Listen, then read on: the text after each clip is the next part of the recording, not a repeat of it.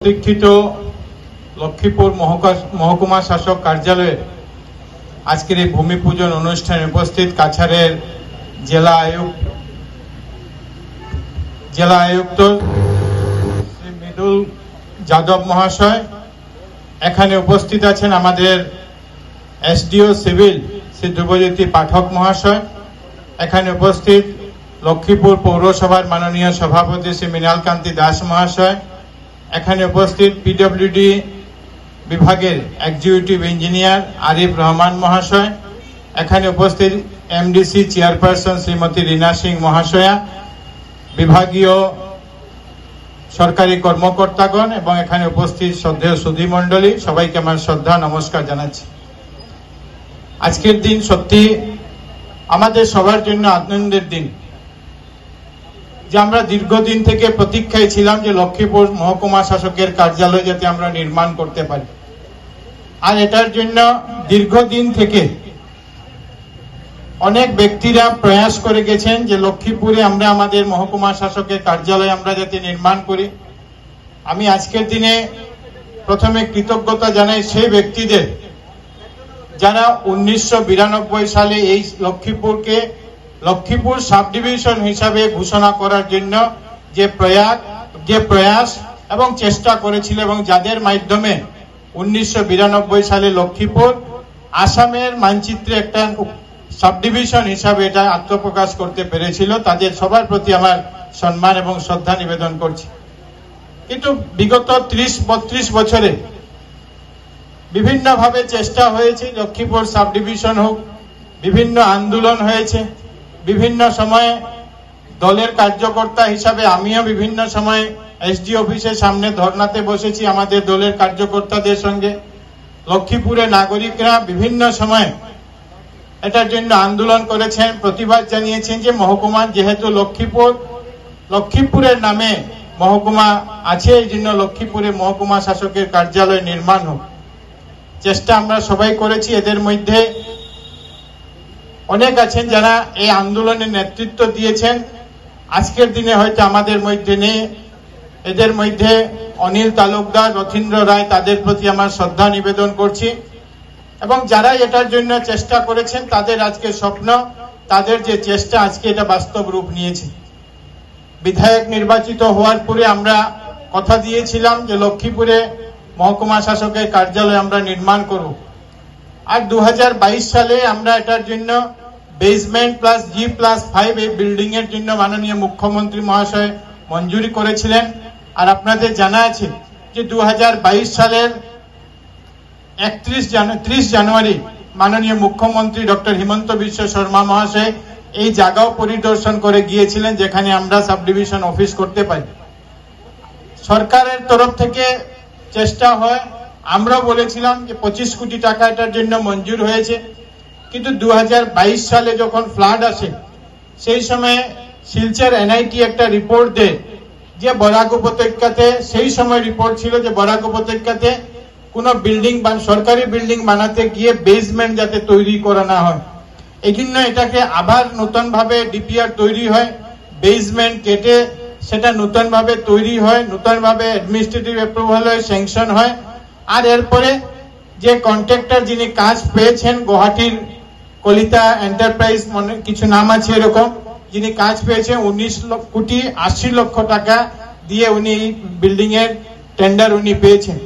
আমরা গত 1 তারিখে আমাদের মাননীয় মুখ্যমন্ত্রী হাত ধরে আমরা এটার ভার্চুয়াল যে শিলান্যাস, সেই শিলান্যাস আমরা করেছিলাম। কিন্তু কয়েকদিন থেকে এটার কিছু সরকারি নিয়ম নীতি ছিল যে কাজ করা শুরু করার আগে সেই কাজগুলি সম্পূর্ণ হয়ে আজকে থেকে আমাদের বিল্ডিং এর কাজ অফিসিয়ালি শুরু হবে। কন্ট্রাক্টর আমাকে জানিয়েছিলেন যে স্যার আমরা রেডি আছি, আমরা এখন এই জমিতে আমরা ভূমি পূজন করে বাস্তু পূজার মাধ্যমে যাতে আমরা এই কাজের শুরুয়াত করতে পারি, সেই উনি বলার পরে আজকে আমরা 26 সেপ্টেম্বর 2024 সালে আমরা এই কাজের আজকে আমরা শুভারম্ভ করতে যাচ্ছি। আর এটার জন্য এই যে বিল্ডিং যেটা তৈরি হবে, এই বিল্ডিং প্রায় 41,000 স্কোয়ার ফুটের G+5 মানে 6 তলা বিল্ডিং হবে। আর পুরো বিল্ডিং যদি আমরা হিসাব করি তো 41,000 স্কোয়ার ফিটের এই বিল্ডিং হবে, যেটার মধ্যে প্রায় 8,000-এর কাছাকাছি এক একটা ফ্লোর আছে। নিচের যে ফ্লোর, এই ফ্লোরে পার্কিং থাকবে, তার উপরে থেকে বিভিন্ন বিভাগের office, excise office, circle office, election office, এখানে ফিশারি অফিস, আমাদের সাব রেজিস্ট্রার অফিস, এই প্রত্যেকগুলো অফিস, প্রায় 10টা অফিস এখানে আমরা করেছি। এবং সবচেয়ে সেটা হলো এসডি অফিস, এবং সঙ্গে সঙ্গে কনফারেন্স হল থাকবে। যে কনফারেন্স হলে আমরা মোটামুটি যে মিটিংগুলো যেগুলো হয়, 100 জনের মিটিং যাতে আমরা করতে পারি সেই ব্যবস্থাও আছে। দুটা লিফটের ব্যবস্থা আছে, যাতে জ্যেষ্ঠ নাগরিকদের উপরে যেতে অসুবিধা না হয় কাজ কাম করতে, এই ব্যবস্থা করা হয়েছে। ভবিষ্যতে হয়তো কোনোদিন এটা জেলাও হতে পারে। আমরা সেই কথা চিন্তা করে আমরা উপরে যেটা আছে, উপরে টপ ফ্লোর যেটা আছে, এটাতে ওয়্যার হাউসের ব্যবস্থা করা হয়েছে, যেখানে আপনারা জানেন যে ইভিএম যেগুলা থাকে, ইভিএম টিভিএম রাখার সেই ব্যবস্থা যাতে করা যায়, সেই প্রভিশনে রাখা হয়েছে, যে ভবিষ্যতের কথা চিন্তা করে। আমরা অত্যন্ত আনন্দিত যে আজকে আমরা এই কাজের আপনাদের সবার উপস্থিতিতে একটা ছোট কার্যক্রমের মাধ্যমে আমরা এটাকে আজকে আমরা ভূমি পূজন করতে পেরেছি। কন্ট্রাক্টরকে আমরা অনুরোধ করেছি যে 24 মাসের সময় বিভাগ থেকে ওনাকে দেওয়া হয়েছে, যে যেদিন ল্যান্ড হ্যান্ডওভার করা হবে সেই দিন থেকে 24 মাসের মধ্যে উনি সম্পূর্ণ করবেন। আমি ওনাকে অনুরোধ করেছি যে 24 মাস নয়, আমরা চেষ্টা করুন যে 18 থেকে 20 মাসের মধ্যে যাতে আমরা এটাকে সম্পূর্ণ করতে পারি। কারণ আমরা লক্ষ্য করেছি যে বিভিন্ন কাজ আছে বিগত দিনে, যে কাজগুলি শুরু হয়েছে কিন্তু কাজগুলি শেষ হয়নি। এই জন্য সময়ের মধ্যে যাতে আমরা কাজগুলিকে সম্পূর্ণ করে দিতে পারি সেই চেষ্টা আমরা সবাই মিলে করব। এবং আপনাদের সবাইকে এই লক্ষ্মীপুর শহর শুধু নয়, লক্ষ্মীপুরের মহকুমার প্রত্যেক জনগণকে আজকে আমি শুভেচ্ছা অভিনন্দন জানাই, যে দীর্ঘদিন পর আমরা আমাদের আজকে যে আমাদের মহকুমা শাসকের যে কার্যালয়, সেই কার্যালয়ের আমরা আজকে ভূমি পূজার মাধ্যমে আমরা সেটা শুরু করতে পেরেছি। আপনারা জানেন যে 2023 সালে নির্বাচন কমিশন এর মাধ্যমে ডিলিমিটেশনের প্রক্রিয়া অনুষ্ঠিত হয়েছে। আর এই ডিলিমিটেশনের পরবর্তীতে অ্যাডমিনিস্ট্রেটিভ রিফর্মস হিসাবে আসাম সরকার বিভিন্ন পদক্ষেপ গ্রহণ করেছে। আসামের মাননীয় মুখ্যমন্ত্রী উনি চেষ্টা করেছেন যে আমরা আমাদের যে সরকারি যে প্রশাসনিক পরিকাঠামোগুলি আছে, সেই পরিকাঠামোগুলোকে যাতে আরো আমরা সুন্দরভাবে শৃঙ্খলাভাবে আমরা করতে পারি, সেই প্রয়াস উনি শুরু করেছেন। এই জন্য মাননীয় মুখ্যমন্ত্রী মহাশয় আপনারা জানেন যে উনি ঘোষণা করেছিলেন যে আমরা প্রত্যেকটা বিধানসভায় হেডকোয়ার্টার বাদ দিয়ে প্রত্যেকটা বিধানসভায় আমরা এক একটা সাব ডিস্ট্রিক্ট আমরা তৈরি করব। এবং সেই একটা নোটিফিকেশন গত বছর সেপ্টেম্বর মাসে আপনাদের জানা আছে একটা নোটিফিকেশন বেরিয়েছে, যেটাতে লক্ষ্মীপুর একটা সাব ডিস্ট্রিক্ট হিসাবে বলা হয়েছে। আমরা সাব ডিভিশন থেকে উপরে সাব ডিস্ট্রিক্টের কথা মাননীয় মুখ্যমন্ত্রী ঘোষণা করেছেন। গত কিছুদিন আগে বাজেট অধিবেশন যখন চলছিল, সেই সময় মাননীয় মুখ্যমন্ত্রী মহাশয় ঘোষণা করেছেন যে এখন আমরা সাব ডিস্ট্রিক্ট নয়, আমরা কো ডিস্ট্রিক্ট তৈরি করব। আর কো ডিস্ট্রিক্ট তৈরি মানে, কো ডিস্ট্রিক্ট মানে সমজেলা, সাব ডিস্ট্রিক্ট মানে উপজেলা। আমরা ছিলাম মহকুমা, মহকুমা থেকে উপজেলা, উপজেলা থেকে এটাকে সমজেলা, মানে যে সমানভাবে জেলা যে সুযোগ সুবিধা থাকবে, প্রত্যেকটা সুযোগ সুবিধা যাতে আমাদের এই কো ডিস্ট্রিক্টে থাকে সেই ব্যবস্থা উনি করেছেন। আর আপনাদেরকে জানাতে অত্যন্ত আনন্দ লাগছে যে বরাক উপত্যকায় সমজেলা হিসাবে 3টা বিধানসভাকে শনাক্ত করা হয়েছে, যে 3টা বিধানসভা আগামী 2রা অক্টোবর মহাত্মা গান্ধীজির জন্মদিন থেকে এই 3টা সমজেলা বরাক উপত্যকা আসামে 29টা সমজেলার সঙ্গে সঙ্গে আমাদের পাথারকান্দি, রাতাবাড়ি এবং লক্ষ্মীপুর, এটাও আগামী 2 অক্টোবর থেকে সমজেলাতে উন্নতিকরণ করা হবে। এবং আমরা জেলার যে সুযোগ সুবিধা, এই প্রত্যেকটা সুযোগ সুবিধা আমরা এখন এখান থেকে নিতে পারবো। আগামী 2 তারিখে 2 অক্টোবর আমরা আমাদের সমজেলার যে কার্যালয়, সেই কার্যালয় আমরা উদ্বোধন করব।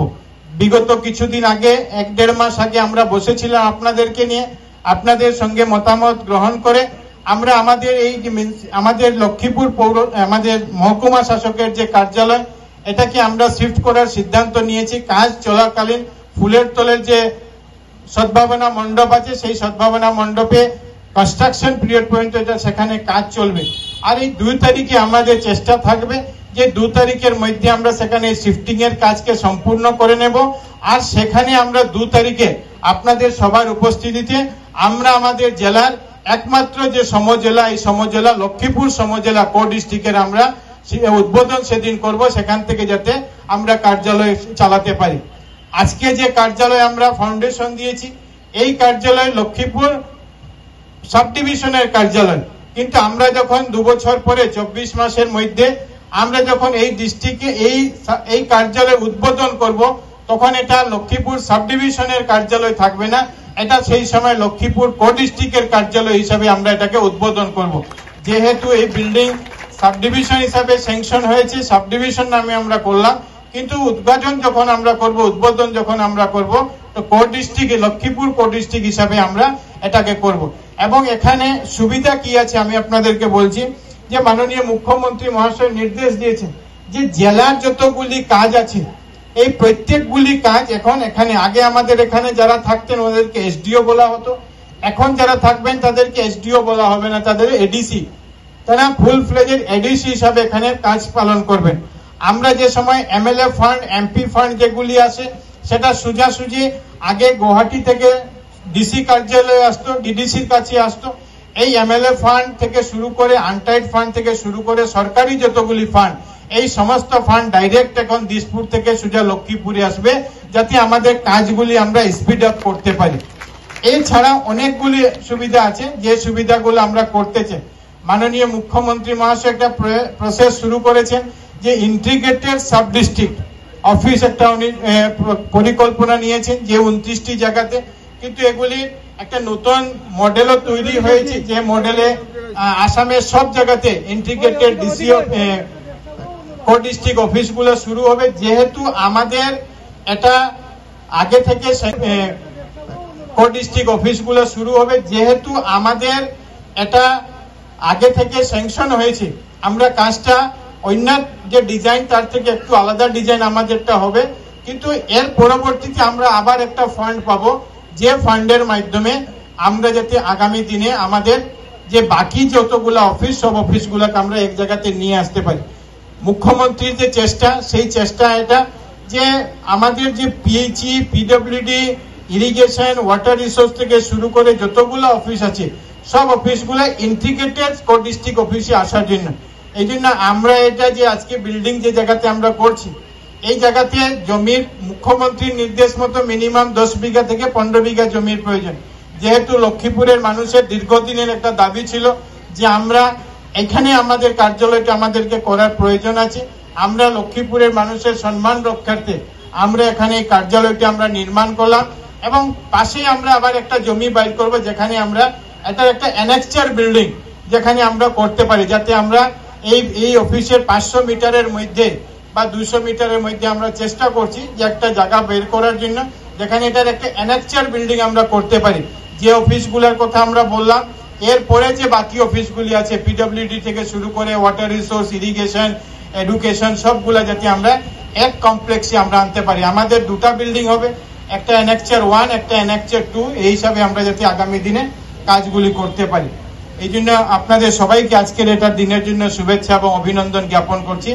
আমরা আজকে নতুন জেলা শাসক, আমাদের জেলা আয়ুক্ত হিসাবে মৃদুল যাদব, উনি গত 20 তারিখে জয়েন করেছেন। জয়েন করার পরে আজকে সম্ভবত উনি প্রথম কোনো পাবলিক ফাংশনে উপস্থিত হয়েছেন। উনি করিমগঞ্জে জেলা শাসক হিসাবে বিগত 2.5 বছর প্রায় দক্ষতার সঙ্গে কাজ করেছে, এবং আমরা অত্যন্ত আনন্দিত যে উনি প্রথমভাবে আমাদের লক্ষ্মীপুর এই কার্যালয় উদ্বোধন অনুষ্ঠানে, শিলান্যাস ভূমি পূজন অনুষ্ঠানে উনি উপস্থিত হয়েছেন, যাতে ওনার নেতৃত্বে এই জেলার প্রশাসন আগামী দিনে অনেক ভালো কাজ করবে।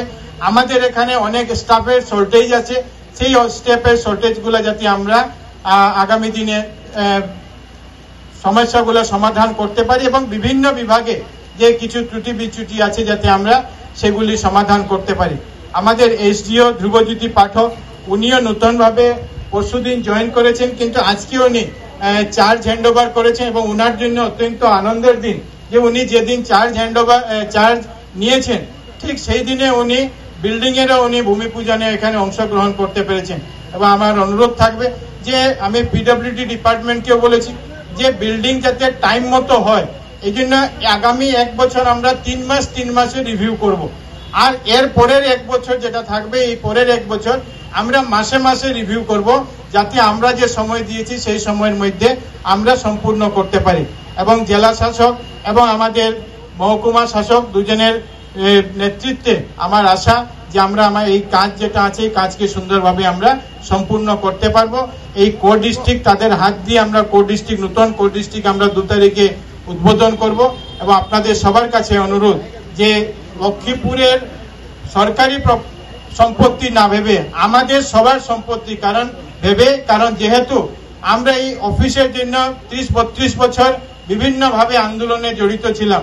আমাদের হয়তো অনেকে আছেন যারা আজকের দিনে নেই, তারাও চেষ্টা করেছেন যে অফিসটা যাতে তাড়াতাড়ি হোক। এবং সেটা লক্ষ্মীপুর শহর নয়, সমস্ত লক্ষ্মীপুর মহকুমা, সেটা একদম জিরিঘাট থেকে শুরু করে মতিনগর থেকে শুরু করে বাদ্রিচন্দ্রপুর হোক, হরিনগর হোক, প্রত্যেক মানুষকে নিয়ে যাতে আমরা একটা ভালো কার্যালয়, যেখানে একটা ভালো কর্মতৎপর কার্যকর্তাদের মাধ্যমে আমরা এখানে মানুষকে সেবা দিতে পারে, এরকম কার্যালয় যাতে আমরা সবাই মিলে তৈরি করতে পারি, এই আহ্বান জানিয়ে আপনাদের সবার প্রতি আমার শ্রদ্ধা নিবেদন করে সবাইকে শুভেচ্ছা জানিয়ে আমার বক্তব্য এখানে শেষ করছি। ভারত মাতা কি জয়।